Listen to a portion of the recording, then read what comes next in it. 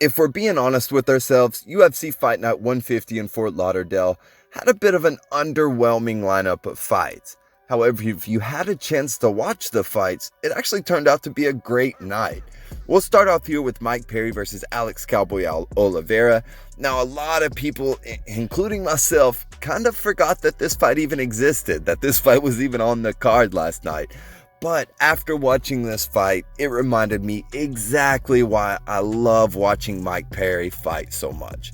This guy truly goes in there to give it everything he has every time he steps in the octagon. He goes to war, and you better be ready to go to war with him.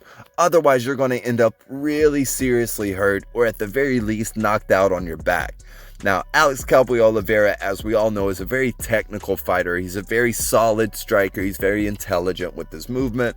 And Mike Perry generally has a bit of a problem with those kind of fighters, right? Like Donald Cerrone, who's a very cerebral fighter as well. And just people that fight very smart and with a game plan. Mike Perry kind of has a little bit of trouble with, just basically because he's such a bull in a china shop. He's such a gunslinger when he goes in the cage that he puts everything on the line, and sometimes it catches him in bad spots like it did against Cowboy Cerrone. But on the other hand, in other fights, in other situations, that gunslinger style truly shines, and that's what it did last night in Fort Lauderdale for Mike Perry. He was able to go out there and actually change up the game plan a little bit from how he normally fights. He was actually countering Cowboy Oliveira's punches quite a bit and finding his range. And even though we know Mike Perry's a great boxer, he doesn't seem to fight at his range as much as he should, right? He doesn't seem to use the full power or the full capacity of his striking in a lot of his fights, but he did in this fight, and he got the win unanimously, might I add, against Alex Cowboy Oliveira. So way to go, Mike Perry. Definitely keep your eyes on him, and he'll be around for a couple more fights. Now, from there, we go into the co-main with Hardy and Dmitrii Smoliakov. Now, if I'm being honest, guys, this fight just wasn't impressive at all. I have no clue why Dmitrii Smoliakov went down. I don't know what Hardy caught him with. I watched it back a few times and couldn't really see any punches land.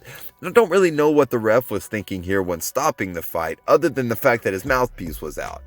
It was just a confusing fight all around. Hardy gets the stoppage round one for some reason, and we'll move on from there. So from there, we got Jack Hermansson versus Jacare Souza in the main event of the evening. Now, Jack Hermansson is an up-and-coming prospect who has a lot of potential after watching this fight against Jacare Souza. I mean, we all know who Jacare is. We all know who the South Florida Gator is. He's very dangerous, very powerful, and very technical with his Brazilian Jiu-Jitsu.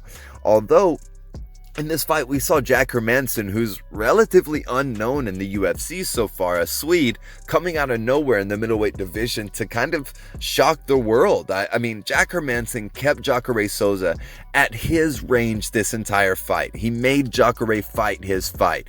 Jack Hermansson is one of those guys that kind of wears you out like a Khabib type figure, except not on the ground.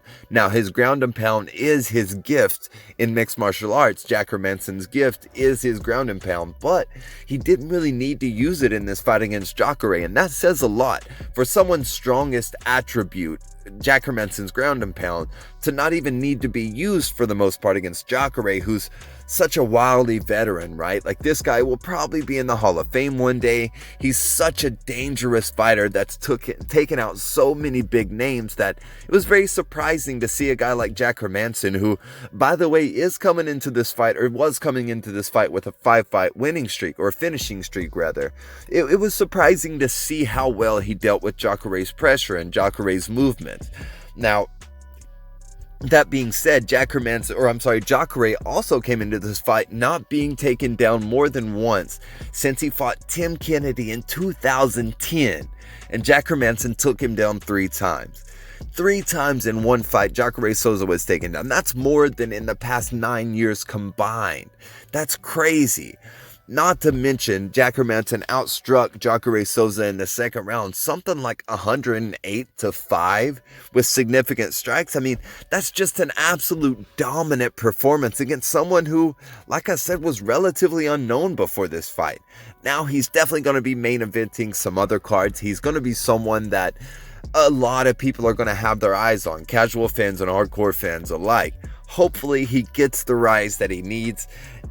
Who knows what he'll be ranked after this? Jacare came into this fight ranked number 4, with Hermansson being ranked 10th, so it's going to be interesting to see what happens to the ranks from here. But other than that, guys, Hermansson did get this win by unanimous decision.